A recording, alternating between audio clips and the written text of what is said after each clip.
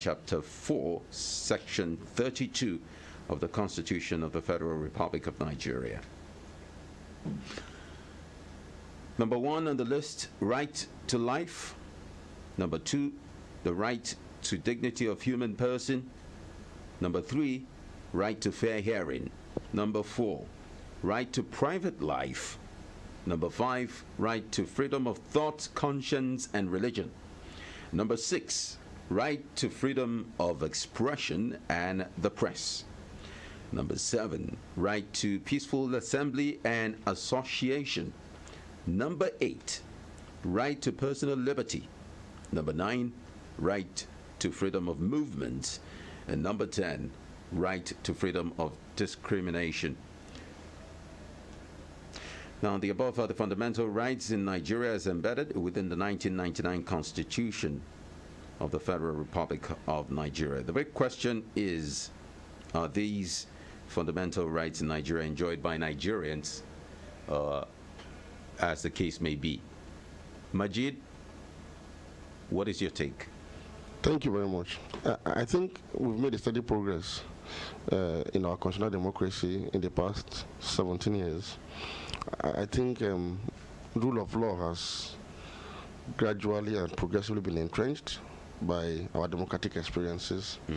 And we've seen a great improvement in human rights that citizens enjoy from what it was under the military rule and what it is now under the civilian democratic rule. So we're not yet there, but there has been a progress, really. But at least we have freedom of expression.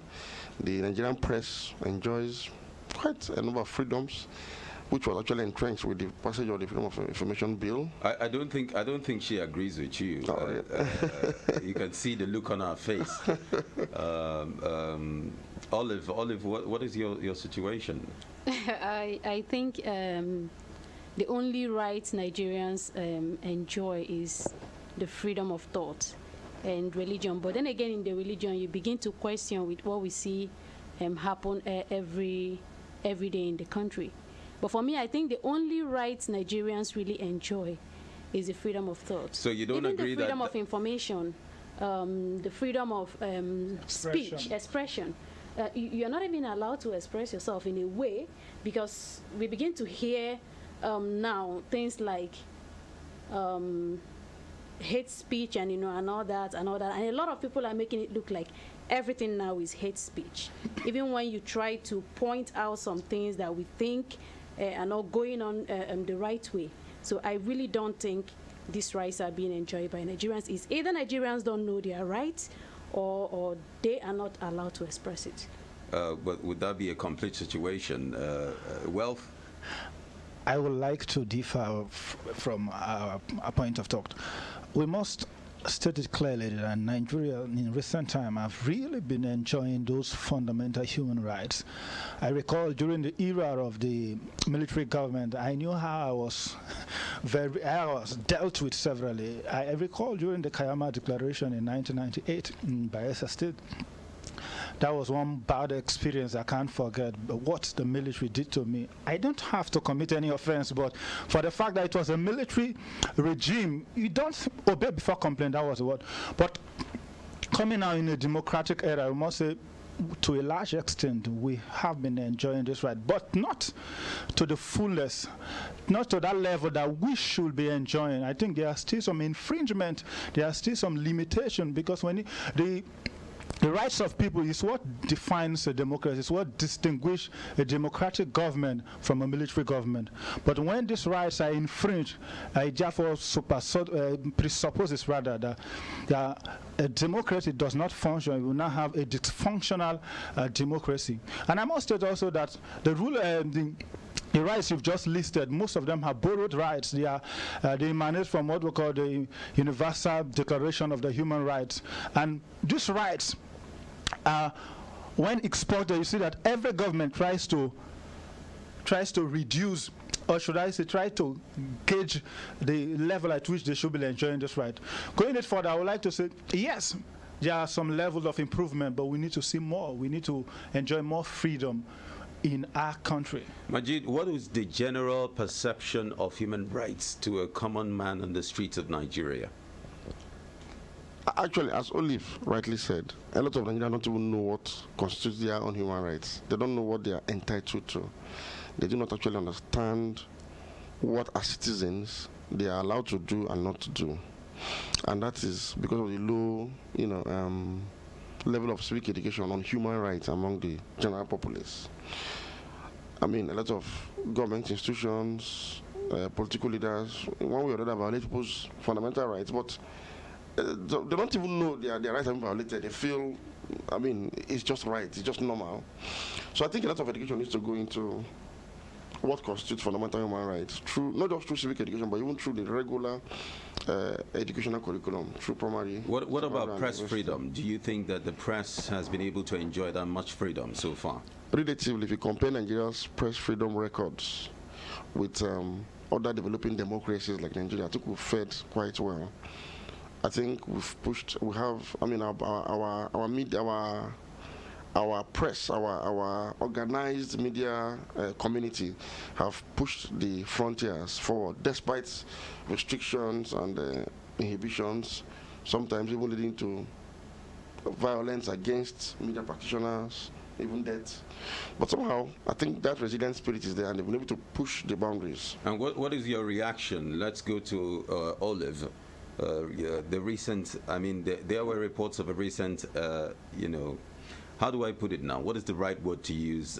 In the Southeast, we received reports of the NUJ Secretariat being invaded by the Nigerian military. I would say that is really, really worrisome, because one would begin to question the reason behind the invasion. Could it be that there are information they feel journalists have that the public should not know about? And I really do think government should call, or the military heads, I think, should call their men to order. The press is free. There should be freedom of press. If a particular media house reports what you feel is not right, you also have the right to sue the media house to either. So what you're saying is that there are some of these fundamental human rights, when infringed upon, it is best interpreted by the judiciary. So naturally, any organization accused of such should take it to the competent courts. Of course, even without taking it to the court, because there has been instances where a particular media house received letters from maybe the lawyer representing the said person who feels that maybe their character is being assassinated or whatever it might be. They instruct the media house to either come out to the public and correct the wrong impression they've created, pay a certain amount of money, or they will be sued, or just about that. I think really that the attack on the NUJ Secretariat and then journalists is something that should not happen in a democratic dispensation. Now, one is tempted to think that, when you say fundamental human rights are being abused, most times the mentality is that the government is responsible for that. What about the abuse among the general population?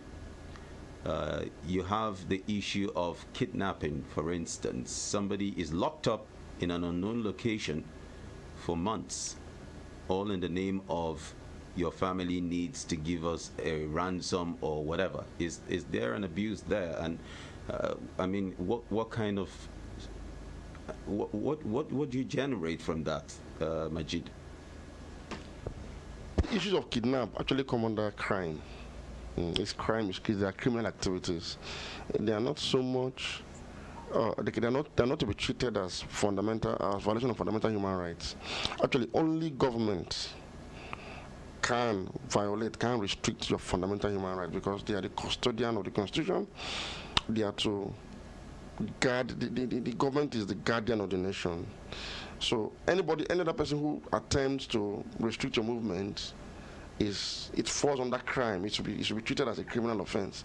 And even the criminal enjoys certain fundamental human rights under the law too. At least you are presumed innocent until proven guilty by a competent court of jurisdiction. So even the criminal has some fundamental human rights, a presumed criminal, for example. Yeah, and my right here under the law, if I'm a victim, is that I get justice for the crimes committed against me. So, but the act of kidnapping itself does not in itself constitute a fundamental a violation of my fundamental Are you human saying rights. I cannot sue somebody, for instance, if I feel that my rights are... I mean, for instance, let's give an example. You prevent me from achieving a certain thing, and for some reason I feel that I would have achieved that if you didn't stop me. Why? Because you felt that I don't have the right to express myself. Can't I sue you? Exactly, and whether your rights are violated or not, it's the court now, which is still the government, that will say yes, in this case your rights were violated, and whatever the law stipulates as other sanctions or compensation will be delivered to you. But in this case, if the government decides otherwise and your rights are not violated, it remains so. Okay. Yes. Well, let's talk about the Northeast, for instance. There were cases of lots of accusations, United Nations reports indicating that human rights abuse were recorded in the fight against insurgency. Do you think that there will be any progress made? Because if this is against the government, then largely it will be expected that you know, a lot of paperwork will be involved, and eventually you hear a lot of if taken to court, for instance, you always hear things like it has been adjourned onto this, onto that, and many people feel unjustified at the end of the day. What is your assessment on that? Yes, when it comes to the issue of human rights, I think the government should be the first custodian. And it becomes worrisome if the same government becomes the person who infringes on human rights. I think the UN, there is what we call a responsibility to protect. That is R2P policy, which states that, I think it was during the Kofi Annan era, the Millennium Report says that every government has a responsibility to protect its citizens from ethnic crimes, but not just that. Now, the discourse in R2P has been enlarged that the government does not just have a responsibility to protect, but also to maintain peace. And not just to maintain peace, to maintain the basic rights and freedom of these people, because every day the discourse has been enlarged. So my admonitions to the government is, of course, they get worried when human rights agencies begin to publish reports, and it has been a game of self-denial. There are progress, because oftentimes you see when a minimal acknowledgement that yes, but they will tell you, of course, due to the surrounding circumstances, the issue of Northeast has been a very dicey issue, I must say. But government has obligation, because these citizens are our citizens, so it is better for the government to ensure that they have precautions, because you don't infringe on human rights while you are trying to maintain peace. It is better that these human rights have been protected. What am I saying? When you infringe on human rights, it's as bad as, because those rights are subsumed. There are so many, the rights of life, the rights to life. Now, in the case of North, it's not just one. We are talking about allegations of some people being killed, allegations of what? You detaining someone for a very long time, allegation of what? People being denied of basic assets to their family. So government on its own need to what? I think there should be a civil approach to it, not just a military. When you say civil approach, give us examples. Okay, the challenge in Nigeria is that the military has been asked to, is almost taking over everything, the internal security. The military primarily is not expected to be in charge of issues of internal security. Now, how do we adopt in the civic way? Organizations such as the police, the civil defense, for me, and that should be the standard, should be engaged, should be primarily engaged to maintain internal security, while the military engages when you know that, of course, it has gone beyond this. That is why there should be a room for, of course, there have been the issues of our security outfit, our security men not being able to stand to the task. Because in as much as the military are not trained for civic approaches, to civic enforcement. So when you deploy a military man to maintain peace, the military ordinarily is not trained to maintain peace. It's trained to war. It's trained to fight. So it is understandable when a military man infringes on people's rights. But for the policeman, it will be a misnomer because the policeman is trained. Are you saying that the situation in the southeast that is being recorded in current situations should have been handled strictly by the police and not by the military? That is a challenge. That is a challenge. So yes. you think that there's an intention? Well, let's not say intention. Are you saying that there's an issue of putting a round peg in a square hole or something? That should have been the case because the issue in the southeast now is very dicey, and issues of this you don't go combat ready to attack. You don't deploy military men to maintain peace, to maintain order. The function of the military men, the personnel, external security. Although in the Constitution they say when the need arises. In the case of the in the northeast, we have the civil defense, we have the DSS who is in charge of surveillance. We have also these paramilitary organizations. That should have been the approach. Instead, because for me, it was not yet the stage for the military to have been deployed. The military should be the last option. But the cases of abuses, are they generally a military thing? It's more of the military, but not just limited to the military. Possibly because the military is the one sent more often. Yes, and the military does not really, let me use this word, does not really understand what it means to be civic. Okay. For me, I think I like the fact that Walt mentioned the issue of the government coming into these allegations of human rights abuses in the Northeast. But I also beg to differ. I think the situation in the Northeast demands military attention because what is going on there is tantamount to war. The Boko Haram insurgents are actually waging a war against the whole country.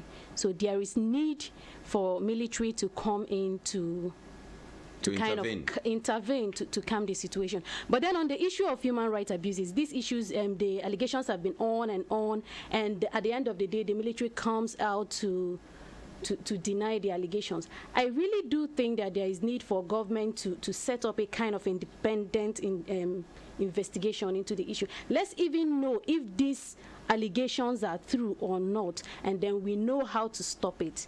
We have seen cases of disobedience of direct orders where the generals give the order and something else is executed, and we've seen where Nigerian soldiers have been paraded in what do you call the courts now? Have been court-martialed in the Northeast situation. Majid, how do we manage the situation? Clearly, you know that it is not always an order from above. Sometimes some military officers, we had a case of mutiny in the Northeast, for instance. Mutiny couldn't have been directed by a general. Well, I think these are two different situations. I know. Mutiny by officers is usually against the administration, superior officers. The superior officers. For cases for reasons best, or that are peculiar to each of the circumstances anyway. Now, talking about human rights violation is the military versus the civil populace, the unarmed people, defenseless people who are not armed but who are brutalized, who are actually confronted by heavy ammunitions on the side of the security forces. That's what we are talking about here. And like in the Northeast, even the Borno elders, of course, remember, threatened to even take the former chief of army staff to the criminal court in The Hague over his activities in Baga, the siege on this town of Baga, which led to loss of lives. And there was this claim on the side of the Borno people that innocent people, and we are part of the collateral damage of that siege. The truth of the matter is, the Nigerian armed forces must begin to understand that, look, they are to protect lives. We have a crisis situation. Even this kind of situation we have in the Northeast with armed groups like the Boko Haram group fighting the Nigerian government and people. The military operation should be carried out with surgical precision, aimed only at combatants, and avoid as much as possible, casualties. And I will say this too, the Boko Haram war, talking about civil approach, for example, that Wells talked about. Like in the case of Boko Haram insurgency, there is the need to begin through civil means to combat the ideology that's actually driving the insurgency. Until you curtail that ideology, because what you have in the middle, in the northeast, is simple. It's a conflict between faith and citizenship. That is essentially what it is. Some people are not able to reconcile their faith, what they believe in, with their citizenship of a Nigeria that does not fit into their idea of what an ideal nation should be. This is the challenge. So it is the responsibility of the Nigerian government to, while fighting an armed conflict like the Boko Haram insurgency with military force, to also mobilize all resources, energy, and effort towards combating this ideology from the root, so that we do not see this free flow of recruits into the Boko Haram insurgency. And bringing it down to the southeast, for example, what we have currently in the southeast, we have unarmed agitators in the southeast. For me, the best way to tackle such a situation is not by show of force, it's by show of love. First and foremost, you make the people that are giving this people legitimacy, this separatist group legitimacy, feel they are more Nigerian than separate. Give them a sense of belonging. Look, take deliberate steps to reintegrate them, make them feel part of Nigeria, and you see the agitation will naturally lose steam. That is the approach we should be saying now. What you risk today, because the gory picture, the gory tales, or the very sad pictures coming out of the crisis situation in the southeast, shows gross violation of human rights in the process of show of force by the armed forces. It is not the right approach at this time. This situation can still be saved if only some very few steps are taken to show love to the people of the southeast, Nigerians of southeast origin. I'm sure a majority of them will now lean more to Nigeria and be more Nigerian, and simply take that fire, the raging fire, out of the flame of separatism. Well, we'll take a separate view after we return from the break. It's 101.1 Human Rights Radio. We'll be back. Stay with us and have a great time waiting while we prepare for the next phase of our discourse. Your right, my right, our right. Everybody's right is protected. Human Rights Radio 101.1, redefining broadcasting. We declare that human rights are for all of us, all the time, wherever we are and wherever we are from. This is a matter of individual justice, social stability, and global progress. The United Nations protects human rights because that is our proud mission, and because when people enjoy their rights, economies flourish and countries are at peace. Violations of human rights are more than personal tragedies. They are alarm bells that may warn of a much bigger crisis. The UN's Human Rights Upfront Initiative aims to heed those alarms. We are rallying in response to violations before they degenerate into mass atrocities or war crimes.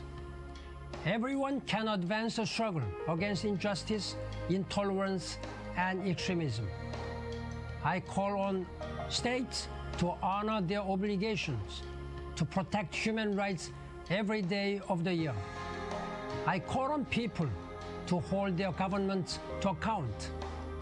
And I call for special protections for the human rights defenders who courageously serve our collective cause. Let us respond to the cries of the exploited and uphold the right to human dignity for all.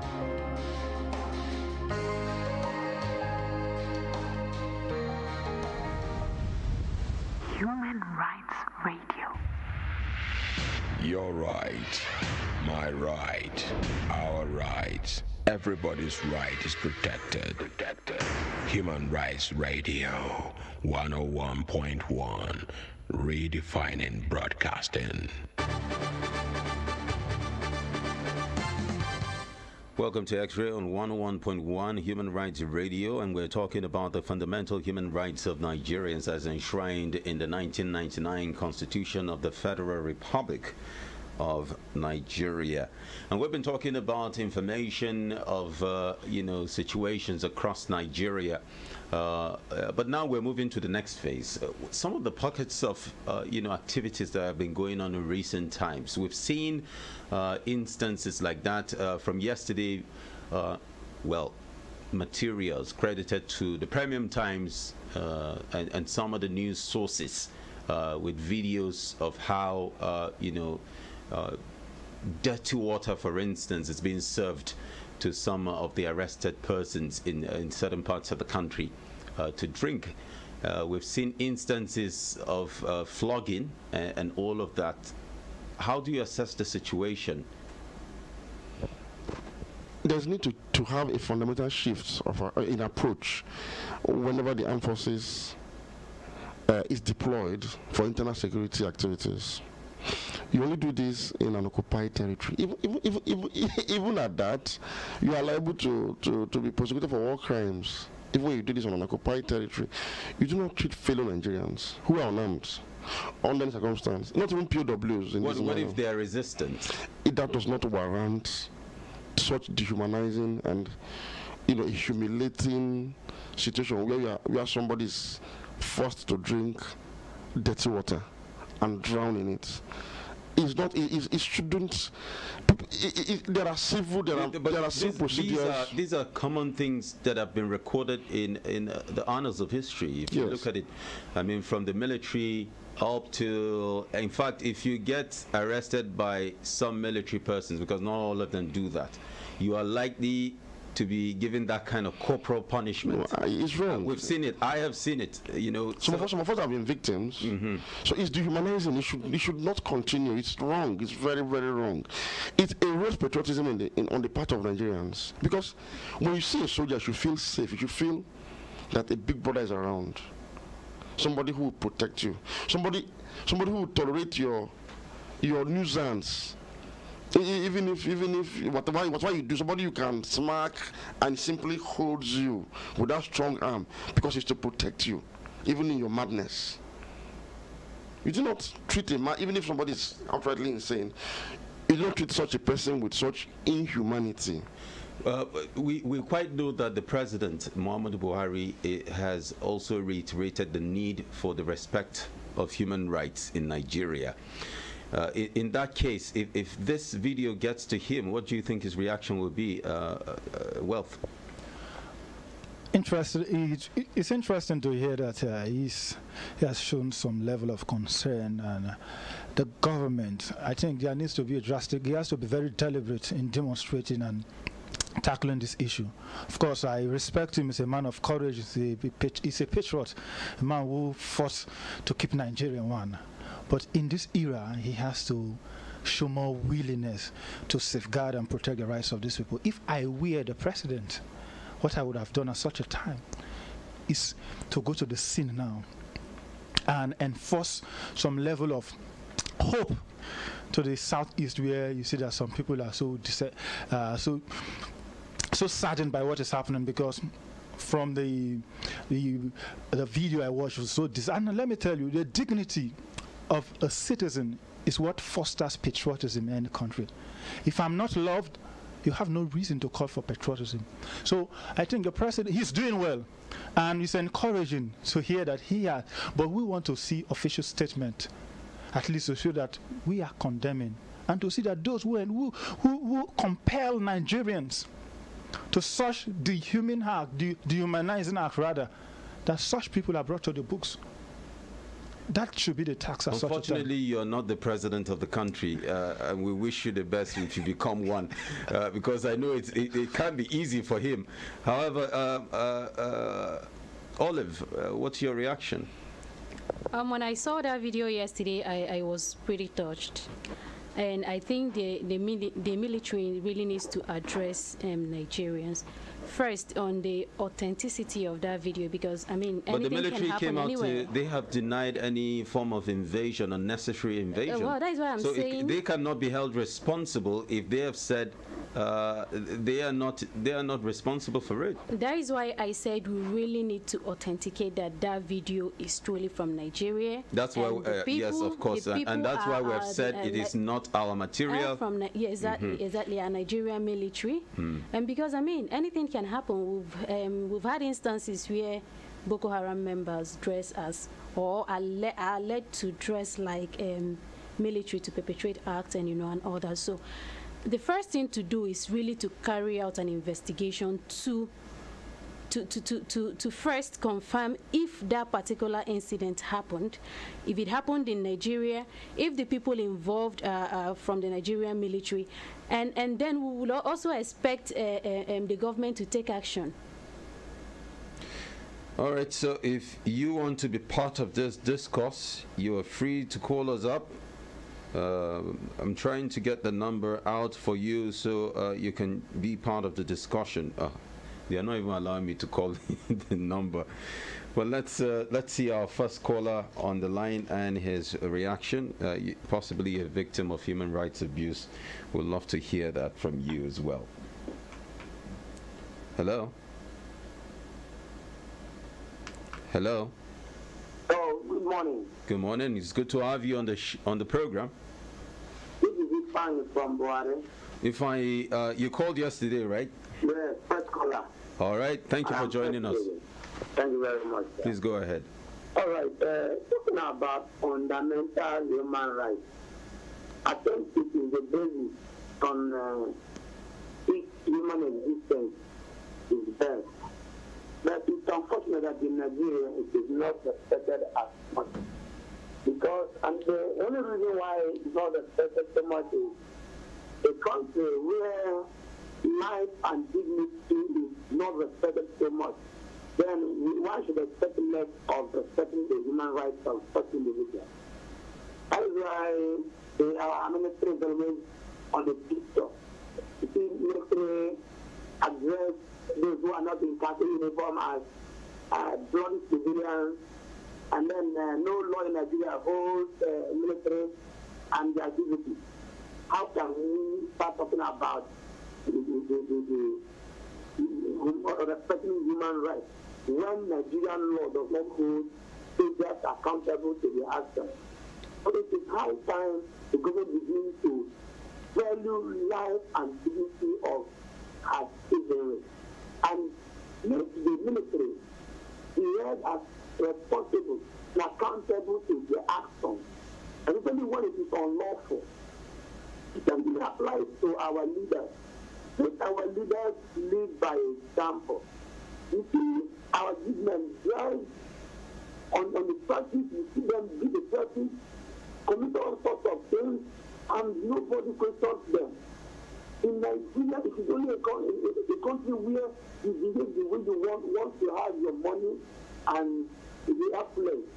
So please, it is high time we begin to live and lead by example. Let them leaders take so many things for granted. The law which we have in Nigeria, if I am to explain it in a layman language, I will simply say it for the poor, for those who don't have voice. But the government and the military and those who have authority, they also they trample on our rights every now and then. And talking about what is happening in the East, it is an eyesore. But not like the Navy analyst said, that we should verify, and the Nigerian military should be made to comment on this videos and news that have been peddling around. Thank you very much. Thank you. Thank you so much, Ifeanyi. Thank you, and very well said. I couldn't agree with you more on that. Verification is very important as well. So it's good for the military authorities to investigate some of these videos and also issue a statement as a matter of urgency. Hello? Please switch off your radio set wherever you are. Hello? Hello, how are you today? Yeah, I'm fine. My name is Ezekiel. Sorry, call the name again. I want to point out that you are talking of the Southeasterners as if they are angels and the soldiers are now devils. It's not true. We are talking of the people who feel they know more than everybody. we will not accept that call, unfortunately. Our job is to put things on the table and analyze. We're not here to create an impression that some people are of this nature. It is absolutely a conclusion that we cannot afford to have on this platform. Please, we would like to warn that hate speech is not accepted on this platform. Profanities are not accepted on this platform. Nothing of such abusive words are also not accepted on this platform. Please take note before you call us up. Hello. Hello, good morning. Morning, thank you for joining us. My name is I'm calling from Black. All right, go ahead. What I want to commend you. You from the Nepal matter that sometimes you that you have our rights. And I'm also advising you to help us educate our we the citizens, artificial government that we used to call them common men. If you would have looked at these and we're having poor reception from that caller. Unfortunately, I had to cut him off. But feel free to be part of this discussion and tell us what you think. Lots of calls coming in. Hello? Hello? Yes, who is on the line? Excuse me, I don't believe you should just cut somebody off. I have not. Onga, I have to cut you off. You're not following our rules, unfortunately, so I will not accept that. That was the previous caller. But let's go back to what the first caller had said. If I had laid some very basic points, and he made mention of the fact about verification. Sometimes you tend to see some videos emanating.